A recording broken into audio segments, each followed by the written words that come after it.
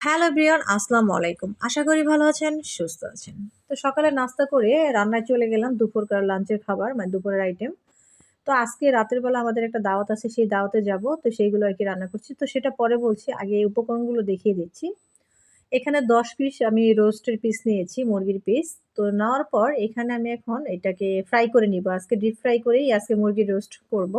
তো এখানে স্বাদমতো মানে স্বাদমতো না মানে কিছুটা পরিমাণ লবণ দিয়ে দিচ্ছিলাম। আর হলুদের গুঁড়া, মরিচের গুঁড়া আর দিয়েছিলাম ২ টেবিল ৩ টেবিল চামচের মতো টক দই। তো এগুলো দিয়ে সুন্দরভাবে মাখিয়ে রাখলাম। তো এখান থেকে একটু মাখিয়ে রাখার পর ১০ মিনিট পরে আমি এটাকে ভেজে নিয়েছি। তো এই দিক থেকে একটা মসলা তৈরি করব সেটা দেখিয়ে দিচ্ছি। আজকে রান্না করার জন্য যে মসলাটা তৈরি হবে সেটা হচ্ছে এই যে এই পেস্তা বাদাম নিয়েছি আমি, তারপর চিনা বাদাম নিয়েছি, এখানে ১ কাপ পেঁয়াজ নিয়েছি আর নিয়েছিলাম কাঁচামরিচ। এগুলোকে ব্লেন্ড করে নিয়েছি একেবারে মিহি করে। এটা আমি মানে আজকে রান্নায় ব্যবহার করব। তো এইখানে পরিমাণের চাইতেও অনেকটা তেল বেশি দিয়েছি। কারণ আমি যেহেতু আজকে ডিপ ফ্রাই করব মানে চিকেন ফ্রাইটা একটু ভাজা, ভাজা করে রান্না করব তাই একটু তেলের পরিমাণটা বেশি দিয়েছি। যখন রান্না করব তখন কিন্তু তেলটা কমিয়ে দিব। মানে এই পর্যায়ে আরকি তেলটা বেশি দিয়েছি। তো যাই হোক এইগুলো ভাজা হয়ে গেছে দেখেই বুঝতে পারছেন কি পরিমাণ ভাজছি। প্রায় মানে ৬০-৭০% কিন্তু আমার ৬০% এর মতো ভাজা হয়ে গেছে। ভিতর থেকে কুক হয়ে গেছে। এখন এগুলোকে উঠিয়ে নিচ্ছি। তো ফার্স্ট টাইম আমি ৬ পিস ভাজলাম। তারপরে কিন্তু আমি ৪ পিস ভাজছি। তো সেটা আর দেখাইনি, ভিডিওটা অনেক বড় হয়ে যাচ্ছে তাই। তো এইভাবে ভাজার পর আমি তেলগুলো এখন সুন্দরভাবে ছেঁকে নিব। কারণ নিচ থেকে একটু ওই যে টক দই দেওয়ার কারণে মানে তেলটা একটু লেগে গেছে আরকি। তো এই যে আমি একটু তেল দিয়ে দিচ্ছি। এই তেলের মধ্যে কিন্তু আমি এখন চিকেন রোস্ট ১০ পিসের রান্না করব। তো এই তেলের মধ্যে কিন্তু আমি ১ কাপের মতো পেঁয়াজের বেরেস্তা করেছিলাম। সেখান থেকে অর্ধেকটা পেঁয়াজ এখানে দিয়ে দিচ্ছি। আর অর্ধেকটা পেঁয়াজ উঠিয়ে রেখেছি আমার লাস্টে প্রয়োজন হবে। তো এই যে এতটুকু বেরেস্তা আমি উঠিয়ে রেখেছি। এটা কিন্তু মানে মাস্টলি মানে পেঁয়াজের বেরেস্তা লাগবেই। তো তারপর আমি দিয়ে দিলাম তেজপাতা, দারচিনি আর দিয়েছি সাদা এলাচ। এগুলো দিয়ে দেওয়ার পর যেটা ব্লেন্ড করে রেখেছিলাম মশলাটা সেটা দিয়ে দেব।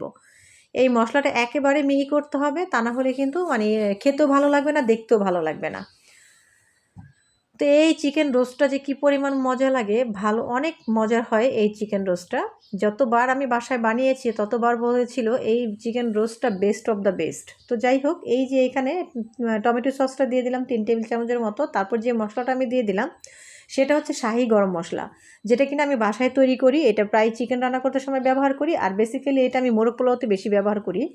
তো সেখান থেকে আমি এখানে ১.৫ টেবিল চামচের মতো এই শাহি গরম মশলাটা দিয়ে দিলাম। যেহেতু ১০ পিস, আমি ১০ পিস অনুযায়ী কিন্তু মশলাটা দিয়ে দিচ্ছি। আপনারা আপনাদের অনুযায়ী দিয়ে দিবেন। তারপর দিয়ে দিলাম টক দই। টক দই ১/২ কাপের মতো দিয়েছি। এখন দিয়ে দিচ্ছি কেওড়া জল দিয়ে দিলাম ১ মুঠো। মানে কেওড়া জলের যে মোটখাটা আছে সেই মোটখা দিয়ে দিলাম। মানে এই যে কেওড়া জলের যে মোটখা থাকে এই মোটখাটারই ১ মুঠো দিয়ে দিলাম আরকি।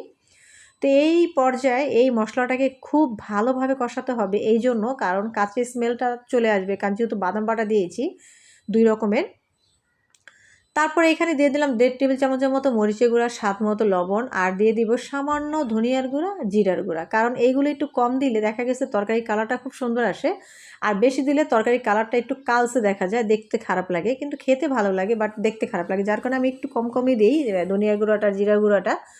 তো যাই হোক এই যে এখন এই মশলাগুলো দিয়ে দেওয়ার পর একটু এই যে ১/২ কাপের মতো আমি এই যে দুধ দিয়ে দিলাম। এই দুধ দিয়ে সব কিছু মিশ্রণগুলি একসাথে করে সুন্দরভাবে এই পর্যায়ে কষিয়ে নিব। এমনভাবে কষাতে হবে যাতে কাঁচা স্মেলটা চলে যায়। আর এখানে এক পর্যায়ে দিয়ে দিলাম আমি ১ টেবিল চামচের মতো চিনি। যেহেতু এখানে আমি টক দই ব্যবহার করেছি চিনিটা অবশ্যই দিতে হবে।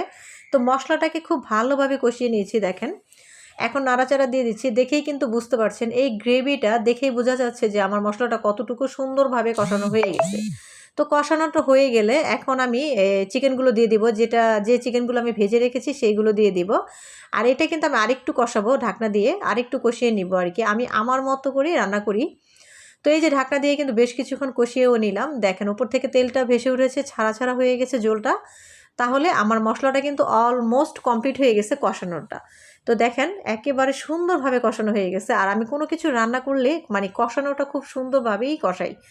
ভালোভাবে কষানো মানে কষিয়ে নেই আরকি তরকারির। এতে করে তরকারির স্বাদ বহুগুণে বেড়ে যায়।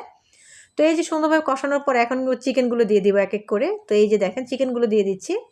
আজকে আমি মানে ব্রয়লার চিকেন দিয়ে রান্না করেছি। চিকেনটা ছোট্ট ছিল। তো ব্রয়লার চিকেনটা ছোট ছিল এইজন্য আমি সুন্দরভাবে ফ্রাই করেছি যাতে খেতে মজা হয়।